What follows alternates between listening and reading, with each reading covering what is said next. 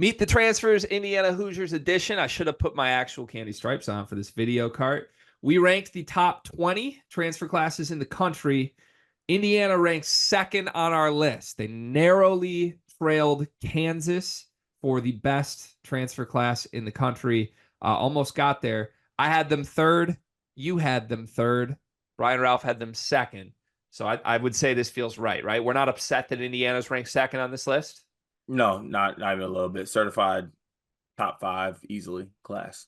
I'm pretty excited to talk through this class with you. Let's start with some questions, and then we'll go player by player, discuss our expectations for them. Question number 1, did Mike Woodson do what he set out to do with this class? Yes, 100%. No questions asked. Yeah. He got at least 2 starters, if not 3, maybe 4. He ripped a guy from one of the best teams in the Big Ten last year. He retained his players while doing so. The biggest thing to me was he just needed a completely new upgraded backcourt. And he got 2 guys with 3 years of eligibility left that both project as stars. This was an absolute home run. It was a grand slam. Yeah, I don't I like agree. I don't like how I'm talking right now. Why? What's wrong with that? It's too positive, but it is positive, they did what they set out to do. He said, I don't want to watch Xavier Johnson anymore. I'm going to go get a good guard. I just had like a brain split where I remember last offseason at this time and how much I was killing Mike Woodson in Indiana. And I feel like I'm just like having an aneurysm up here right now. I'm concerned with how high I am on this. What a time. What's the second question we normally ask? I'm so rattled right now. What could they have done? What could Mike Woodson have done better?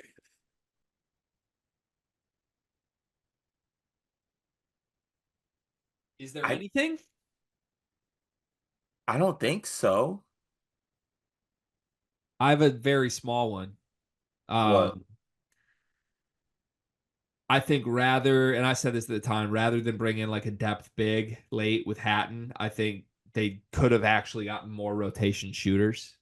Or if you wanted to tweak earlier steps, I think they could have gotten a guard that can shoot a little more than Rice and Carlisle. But I'm high on Rice and Carlisle's shooting ability. I would almost prefer one of those two and then get a second guy who's a dead eye, Yeah. Okay. I'd agree with that. That's a little critical, but like that, Nitpicking. I got you. It's nitpicking for sure. Okay, let's go player by player. We'll work our way up the list. We're going to start with Luke Goody, who averaged the fewest points per game of this 5-man transfer class last year. I don't believe he's the worst player in the class, though. In fact, I think he's one of the most pivotal players on Indiana for next season. 20 minutes a game at Illinois last year, mostly off the bench, 6'7".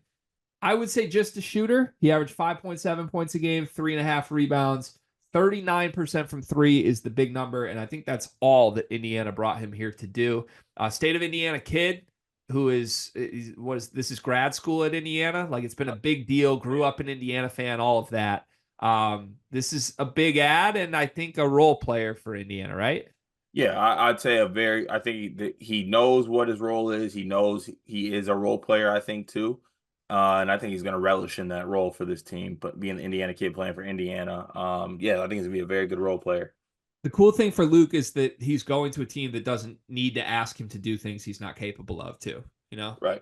Very defined role. It's simple. Get out there and knock down shots. He's one of the best proven shooters, though, and I will tell you from my very limited low-level basketball experience, it's really fun to be the only guy who can shoot on a team.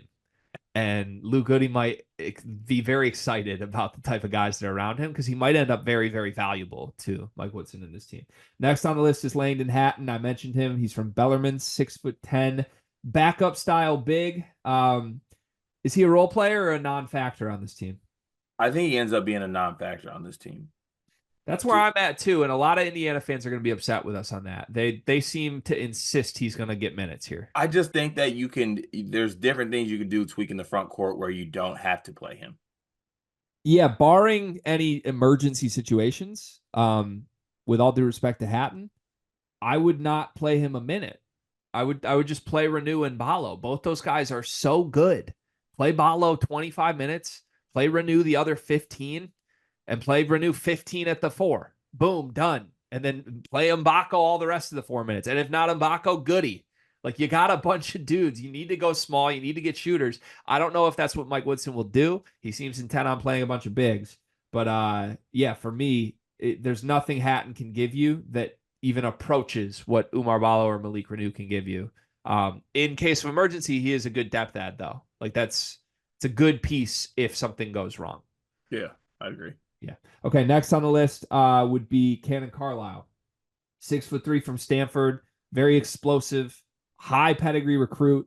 Had some great games for Stanford, had some very quiet games for Stanford. 11, 2, and 2. The question is his jumper, only 32% from three. Some people project him to start on this team at the 2. Some people project him to come off the bench, and Trey Galloway continues to start. What's his anticipated role, and what do you think Carlisle will be for Indiana?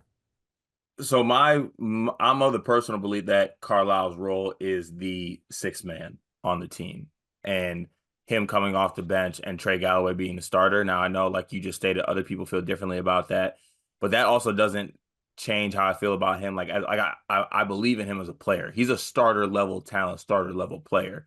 It just speaks to the talent I think that Indiana has, that a player like his caliber is coming off the bench. So I'm gonna say role player.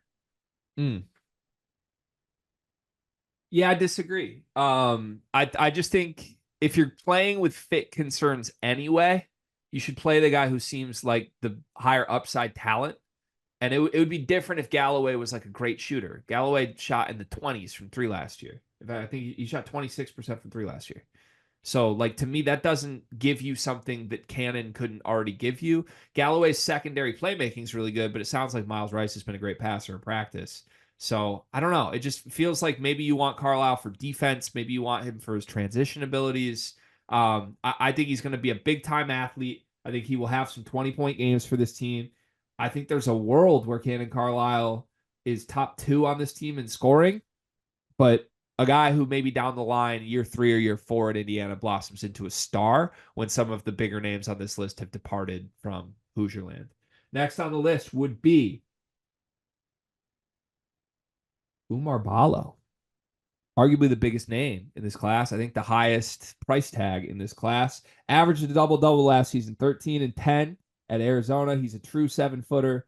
Maybe the biggest physical force in all of college basketball now that Zach Edey has departed. A total non-shooter. He stinks from the free throw line.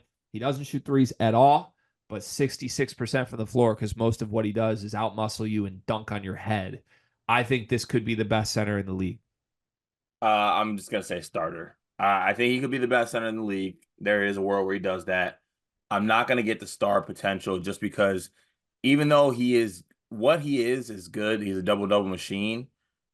There's still limitations. Like Umar Balo can be played off the floor, in my opinion, because of his limitations offensively, the free throw line. So I'm gonna say he's a very, very good starter, though. Don't get me wrong, but starter. I'm not gonna get to the star point. I got him as a star. That shouldn't surprise anybody. I have him as a projected first team All Big Ten guy. I think he's that good. Like he just wakes up and gets double doubles. Like he's low maintenance. He doesn't need the ball. You're not running sets for him. He just outworks people, outmuscles people, and produces. That's all it is. And if you want to say that's just a good starter, not a star, that's fine. But to me, he's going to be the most consistent player. He's going to be the guy you rely on. You know what you're getting every single night. And if he averages a double double, to me, like how many guys in the entire sport can average a double double? Like 2. So Yeah. that's a star. It's one of one for me with Balo.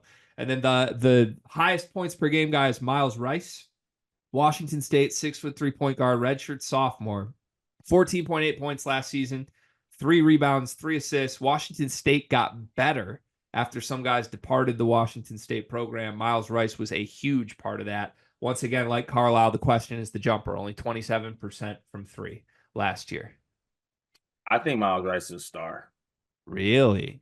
Yeah, I do. I think that I might be buying into the shooting progression that you talked about, but I think he's a star. I think he can do things creation wise. He's got multiple years to play. There's a lot to like about Miles Rice in his game, and him being as good as he was in the Pac-12 shouldn't be thrown out, especially coming off his whole story and things like that. It's very impressive. I think he's a star though. Okay. How many stars do you think are on the team then? If you have Rice as a star, you think Renew's the best player on the team. I think we had Mbako in our lottery pick projections. Probably 3 stars. 3 stars. And you have Umar Bal as the 4th best player on Indiana? Yeah. you're not allowed to be low on Indiana anymore if that's how you view these guys. But I can be because Gregory, it's Michael Okay, it's the Woodson. transfer video. It's not the Woodson video. You keep getting progressively higher and higher with all these various ways we talk about this team, and then in conclusion, you're like, yeah, they stink though. Like it doesn't make any sense. I think he's a starter and a really good one. I think there's a world where Miles Rice is an All Big Ten player, but there's too much around him. Like to me, his role, he's going to be asked to set the table for guys like Mbako and Renew, and I think he'll do a great, admirable job of that. He's got to make threes. But I think in a couple years, we talk about Miles Rice being one of the best, if not the best guards in the league. Let's let him get a couple of years, though. It feels like the future of the Indiana program is in great hands. This season, he's very good. Down the line, maybe he takes a leap individually to become an individual star. That class is loaded. It's such a good class, man. They complement each other really, really nicely. Who's the best player in the class at the end of the season? Miles Rice. It's Umar Bala for me. Pretty clearly. Who's most improved by the end of the season? Ah, I'll go Carlisle. I think it's got to be Rice or Carlisle. Like it's basically which guard do you believe in more? And for that reason, I'm gonna say Rice. I think Rice will be better than Carlisle this year, and maybe as a floor general, he takes some strides. Give me a transfer hot take for Indiana for next season.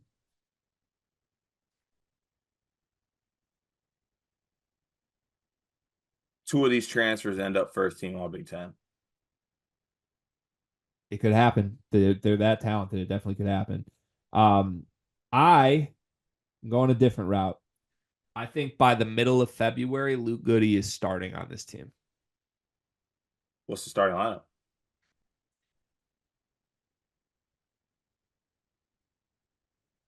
Balo or Renew. Mbako. Goody. Miles Rice. And the other one of Balo or Renew. But I think it's gonna hit a point where they're like, yeah, we desperately need shooting. And I think like if you play Goody and Mbako together, you can get there. Without those two both on the floor, I get a little concerned. Makes sense. Yeah. All right. There you have it. Second best transfer class in the country. If you want to see the other 20 videos in the series, they're up on the channel now. Car, you know what I love about you? That I'm handsome? You're reliable. I can count on you. You know, honestly, you remind me of Aaron Henry a little bit. Remember when, like, you know, their back was against the wall, nothing was going right, and man just showed up every day. He didn't make excuses. There were no problems. There were just solutions. Sounds like me. That's you. And it also reminds me of Duncan Mechanical Solutions, because if you're looking for quality furnace repair, look no further than the heating and air experts that you can trust. Comfort and quality are their standard. They're an HVAC company that serves Northeast Indiana and Southern Michigan, whether it's heating and air conditioning, plumbing, kitchen and bath remodeling, or emergency services when you need them most. Duncan Mechanical Solutions has reliable service that you can count on. Cart, remember when your basement almost exploded? I remember when my basement almost exploded. I remember when my furnace itself was acting funny. I remember when my AC was acting funny. I wish I had Duncan in my back pocket. I wouldn't have to worry about it. Yeah, I mean, I've never been anywhere in northern Indiana or southern Michigan that hasn't been perfectly cool or perfectly warm, depending on when the day called for. And that's because of Duncan Mechanical Solutions. They are the presenting sponsor for the month of July. Shout out to Duncan Mechanical Solutions. Go to duncanmechanicalsolutions.com to learn more.